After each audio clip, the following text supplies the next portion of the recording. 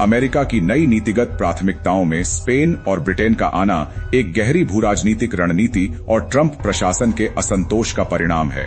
Spain के प्रति America की नाराजगी का मुख्य कारण ईरान के खिलाफ सैन्य कार्रवाई में उसके द्वारा दिखाया गया असहयोग है।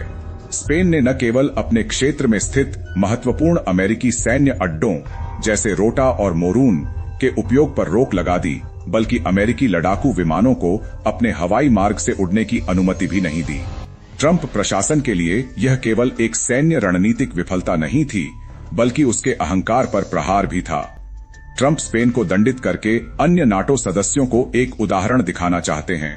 इसके तहत स्पेन को नाटो से पूर्णतः निष्कासित करने या संगठन की निर्णय प्रक्रिया में उसके प्रभाव को क्षीण करने की योजना है।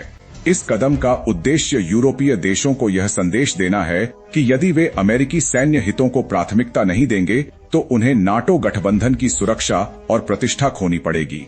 दूसरी ओर ब्रिटेन की स्थिति और भी पेचीदा और गंभीर है।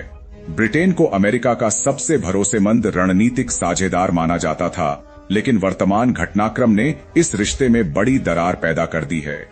अमेरिका ने ब्रिटेन के फकलैंड द्वीप पर उसकी संप्रभुता और दावे को यूरोपीय साम्राज्य के अवशेष के रूप में व्याख्या करते हुए इस पर से अपना समर्थन वापस लेने के संकेत दिए हैं।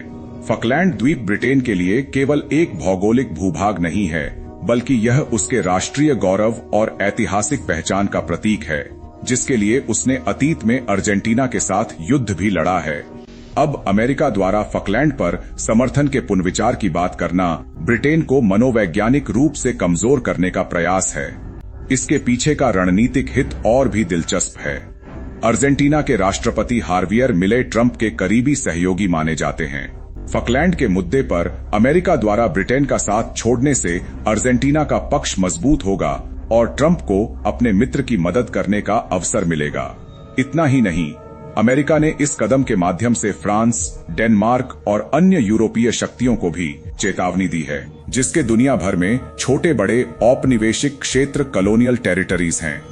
अमेरिका ने इन सभी को इंपीरियल पोजीशन कहते हुए उन क्षेत्रों में यूरोपीय देशों के नियंत्रण को चुनौती देने की रणनीति बनाई है। इस तरह स्पेन और ब्रिटेन को निशाना बनाने का मुख्य कारण ही नेटो के भीतर के पारंपरिक शक्ति संतुलन को तोड़कर ट्रंप की अमेरिका फर्स्ट नीति को पूरी तरह से स्थापित करना है, चाहे इसके लिए अपने सबसे करीबी दोस्तों के साथ संबंध जोखिम में ही क्यों न पड़ जाएं।